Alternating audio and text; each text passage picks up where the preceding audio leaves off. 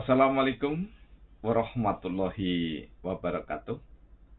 Alhamdulillahirrabbilalamin.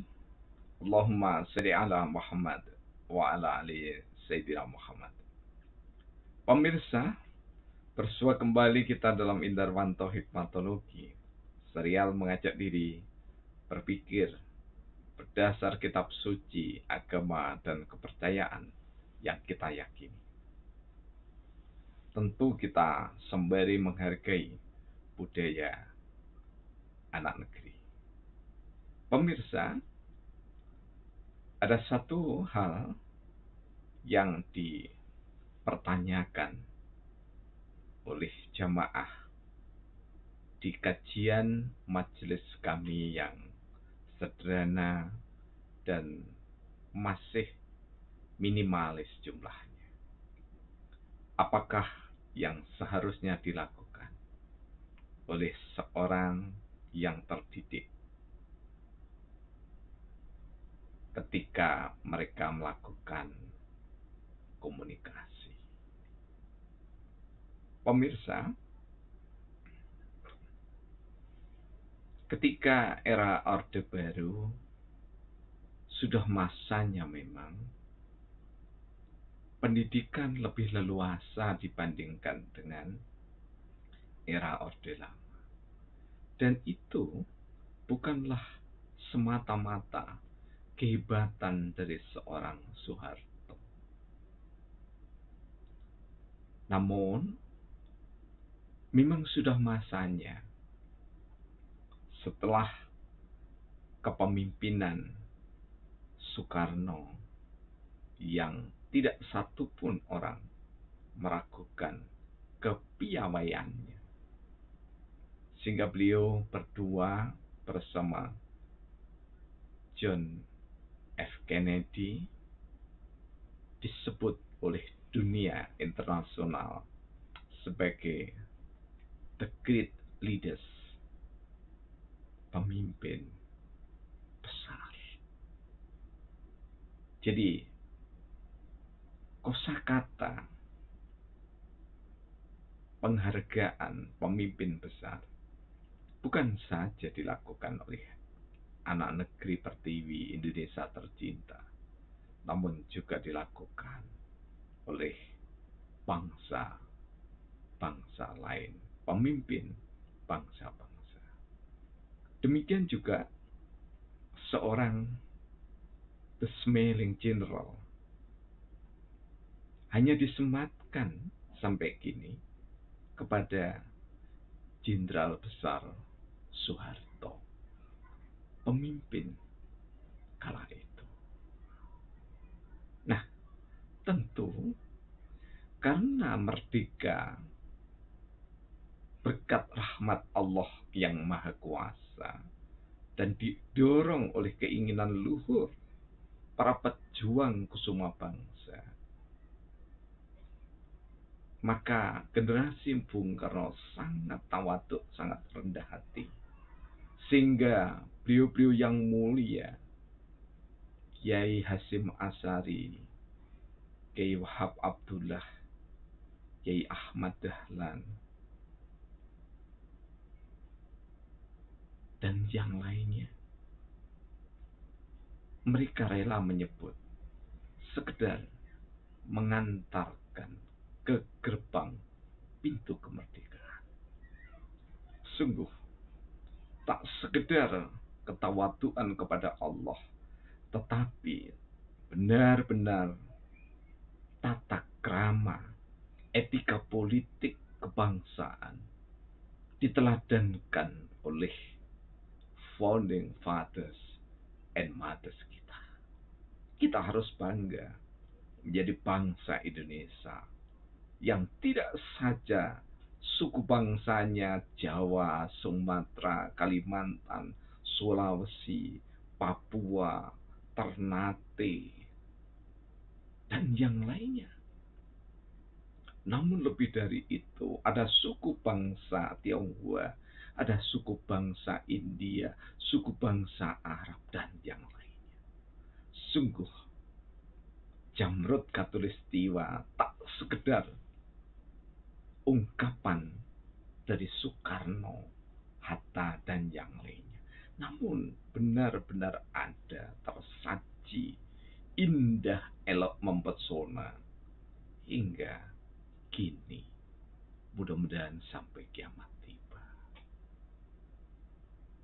Nah, pemirsa yang dirahmati oleh Allah, ada benang merah yang bisa ditarik dari priorisasi Soekarno yang intelek, Soeharto yang intelek, dan sampai dengan generasi kita yang juga syarat dengan intelektual. Benang merahnya adalah ketika ilmuwan bertemu, ketika cendekiawan bertemu, ketika ulama bertemu, ketika rohaniawan bertemu, ketika spiritualis bertemu,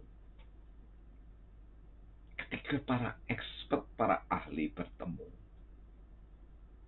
tidak ada yang lain yang dibicarakan kecuali membangun kerjasama.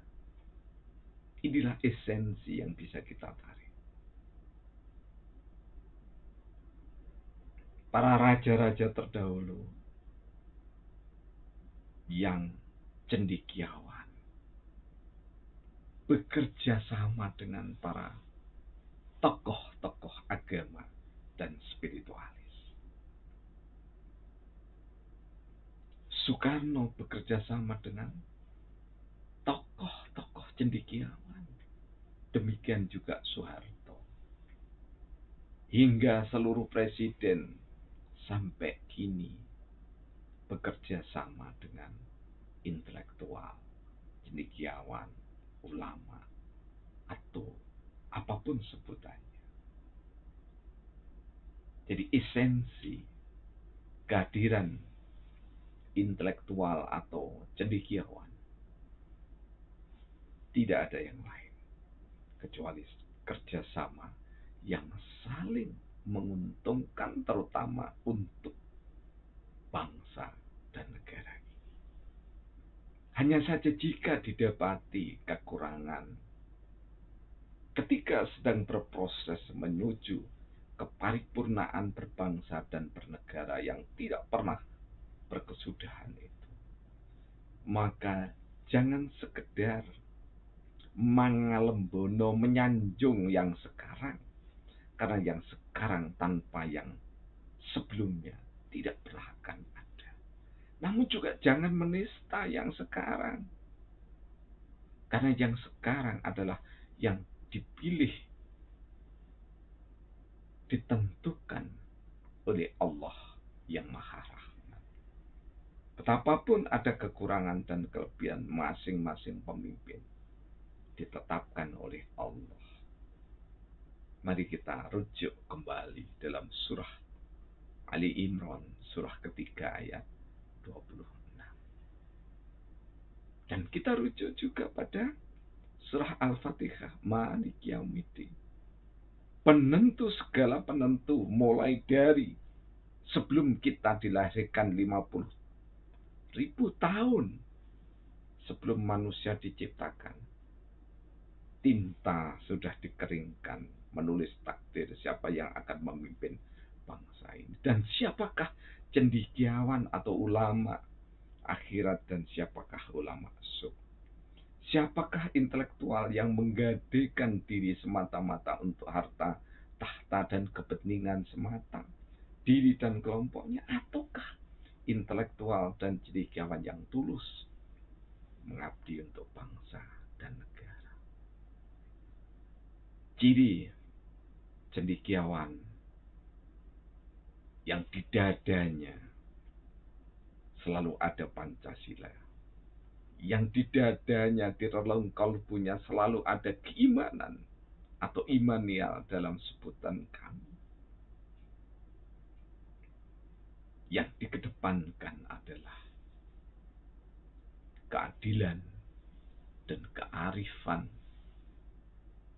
mengatur, menata laksana diri, keluarga, bangsa, dan negara. tidak sibuk mencari kekurangan sesama, namun sibuk mencari kelebihan untuk dikerjasamakan.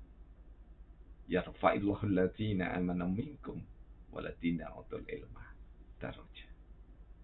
Allah menjanjikan kepada orang yang teguh memegang keimanannya, kemudian terus-menerus mengasah keterampilan kalbunya dengan ragam ilmu pengetahuan, maka akan diangkat derajatnya lebih tinggi dari orang kebanyakan.